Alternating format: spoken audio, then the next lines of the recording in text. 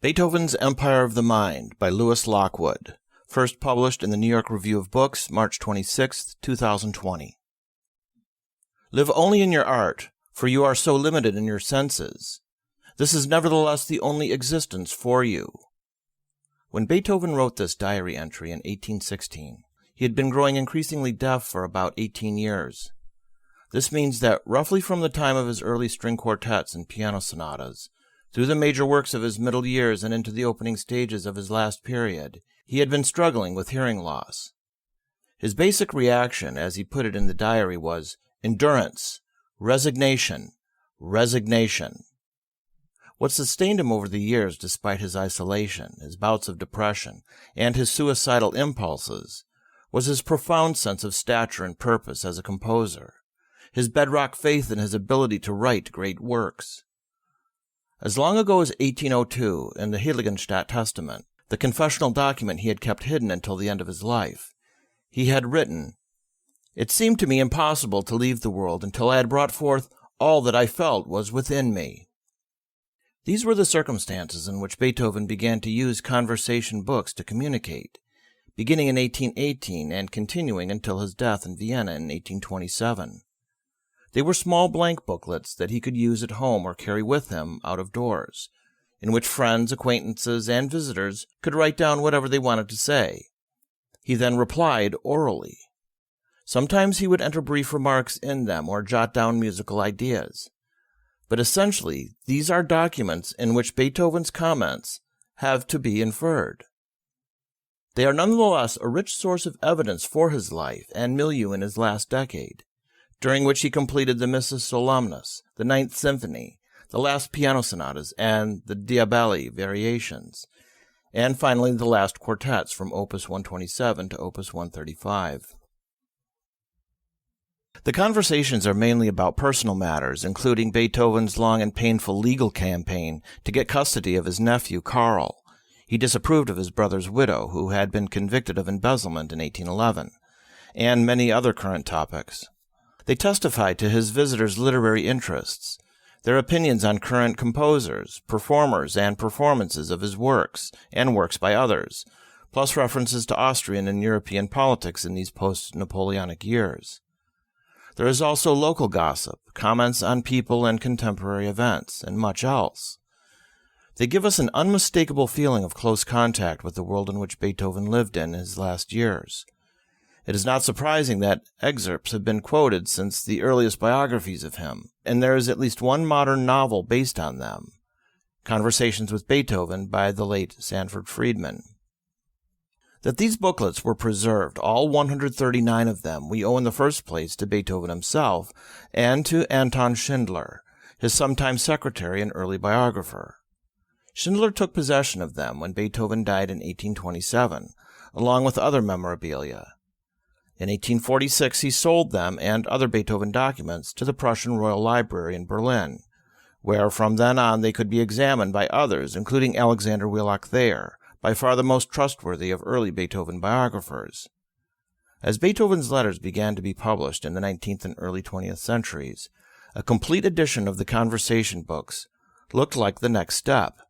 Partial editions came out in Germany in the 1920s and the early 1940s during the war, but the difficulties of transcribing, annotating, and publishing this vast material prevented any further efforts until the 1960s.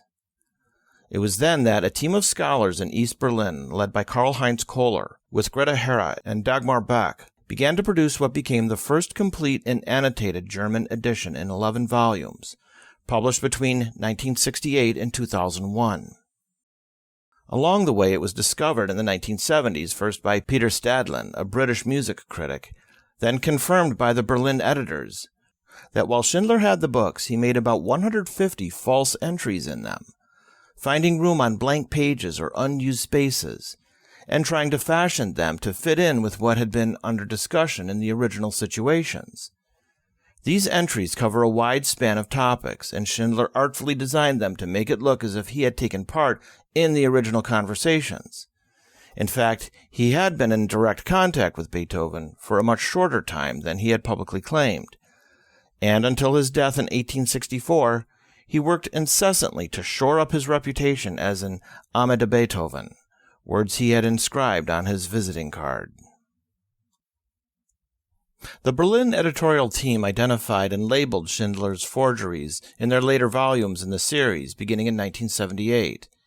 Inevitably, the discovery of them did wholesale damage to his reputation as a Beethoven authority. At the same time, Theodor Albrecht, the editor of the New English edition of the Conversation books, reminds us that here and there Schindler's entries may contain elements of factual material and opinions current in Beethoven's circle, and that they can't be discounted entirely. The volumes under review here are the first two of a projected edition of the complete conversation books in English, edited and translated and annotated anew by Albrecht. When it is completed, it should rank as one of the most important contributions to Beethoven's scholarship in the English language.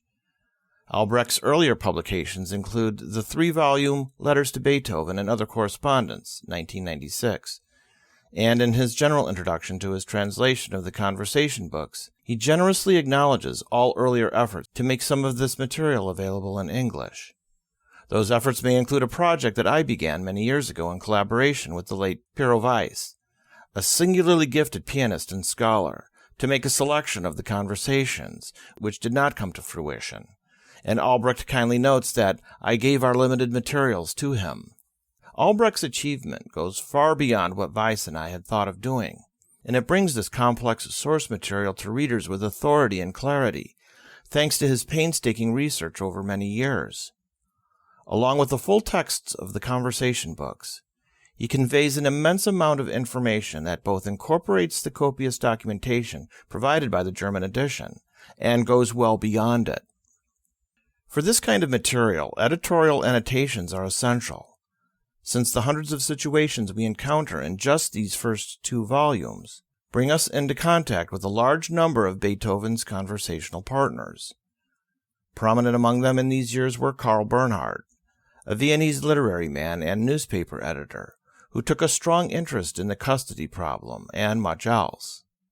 Franz Olivia, a government official who was in Beethoven's circle at this time. Carl Peters, a tutor and estate manager, for a time a co-guardian of the nephew, and Joseph Czerny, a piano teacher, composer, and music publisher, evidently not related to the more famous Carl Czerny, who had been a pupil of Beethoven's around 1800 to 1802. Others include Friedrich August Kahne and composer and writer and nephew Karl.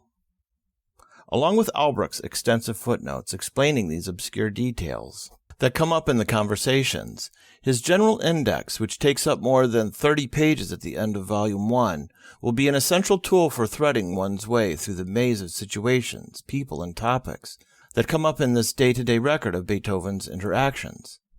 Some of my favorite entries are these for Bernhard. Basks in Beethoven's friendship, said by Olivia. Dislike of foreign authors. Goddamn pretension, Olivia. And moocher.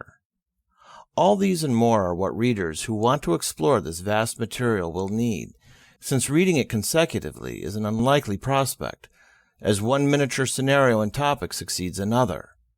Equally valuable are Albrecht's comments on who is speaking and on when and where an entry was written down, often including the exact date, time, and location of the conversation. Sometimes they take place in Beethoven's apartment, sometimes in restaurants or coffee houses, in other people's apartments, or when he and his companions are out walking. The struggle over the guardianship of Karl is a central topic in the conversations of 1818 to 1820. It had all begun when Ludwig's brother, Caspar Karl van Beethoven, died in 1815, leaving his wife Johanna and their only child, Karl, then 9 years old. A fierce battle then began between Beethoven and Johanna for custody, at first seemingly resolved when a court appointed them co-guardians, but erupting again when Beethoven fought to become the sole guardian, which he was appointed in January of 1816. He then placed Karl in a local boarding school, where the boy remained until January 1818, just before this first volume of Conversations begins. Many details of the ongoing dispute emerged during these months, as a number of Beethoven's interlocutors, especially Bernhard, have a lot to say about it. Accordingly, we are witnessing the early stages of a conflict that was of paramount emotional importance to Beethoven, and that had a deeply damaging effect on young Karl, who found himself torn between the obsessive demands of his famous and dominating uncle and his desperate longing to stay close to his mother. It all led, some years later in 1826, to Karl's failed attempt at suicide, after which he was able to recover and begin a military career. Of course, every reader will want to know whether and how the written conversations and implied answers in these books reflect in some way on the compositions that Beethoven was creating at the time. The answers are mixed. In a reader's guide at the beginning of the first volume, Albrecht presents a segment on Beethoven's daily routine, reporting that it was his normal habit to awaken at about 5 a.m., work as long as he could composing and or writing letters, then leave his apartment about noon, have dinner at about 2 p.m., often with friends, then later in the afternoon go to a coffee house until supper in the evening, and then go to bed by 10 p.m. The Beethoven of these conversation books is the Beethoven of the afternoon and evening, not the composer of the morning, when he would have been enveloped in his compositional projects, large or small, with his sketchbook or working manuscript near his piano. In the 2.5-year period covered by these first two volumes, from February 1818 to September 1820, we know from his sketchbooks, letters, and other evidence what Beethoven was working on, and a brief list tells us an eloquent tale. Early in 1818, he was sketching ideas for the first movement of the Ninth Symphony, and was starting work on the monumental Hammerklavier Piano Sonata, Opus 106, which he completed by August of that year.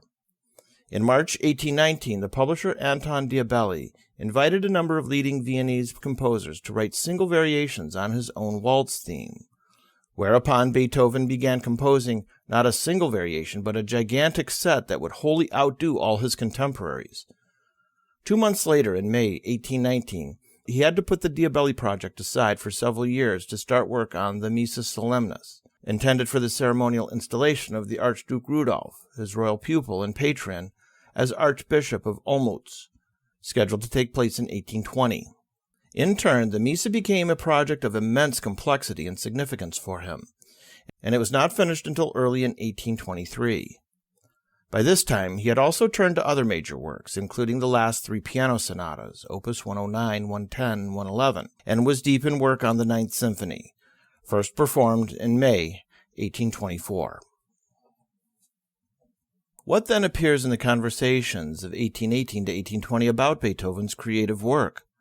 Largely reflections by his conversational partners, but nevertheless they can be of value for what they show about how musicians and others responded to his works when they were new.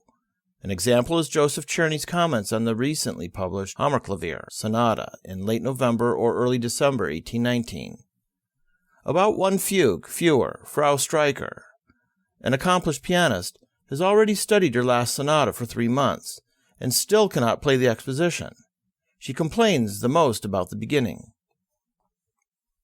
In Volume 2, covering March to September 1820, there are more conversations on music, and in later years, when musicians close to Beethoven appear, such as the violinists Ignaz Schuppanei and Karl Holz, there are considerably more of them. Yet it is not for close discussion of his works that the conversation books are valuable, but for illuminating the stuff of daily life in Beethoven's Vienna, the interests and concerns of his visitors and of Beethoven himself, as we can interpret them from this mass of conversational material. When he writes his own entries, they can vary from shopping lists or brief and elliptical entries to occasional comments that give us piercing insight into his view of larger matters. In early February 1819, for example, we find a much-quoted entry in which Beethoven writes, "The moral law in us, and the starry heaven above us, Kant!" exclamation points. The 3 exclamation points are, of course, by him, and he follows these words with the name Littrow, whom he identifies as director of the observatory. It has long been known that just a few days before he made this entry, Beethoven had seen an article by the astronomer Joseph Littrow that had ended with a passage from Kant's Critique of Practical Reason. For Beethoven, this is not just a passing thought, but a moment of reflection on a basic issue in his outlook on the world. Even though he is quoting Littrow rather than Kant's own words, it is striking in the Kantian original to find an eloquent description of the feeling with which an individual can look up at the heavens and ponder his place in the universe. Kant follows these words with this passage: I do not merely conjecture them, the stars, and seek them as though obscured in darkness, or in the transcendent region beyond my horizon. I see them before me, and I associate them directly with the consciousness of my own existence. There is plenty of evidence that when Beethoven thought about his place in the world and his stature as an artist, he saw himself in a special elevated position that he had to strive to maintain.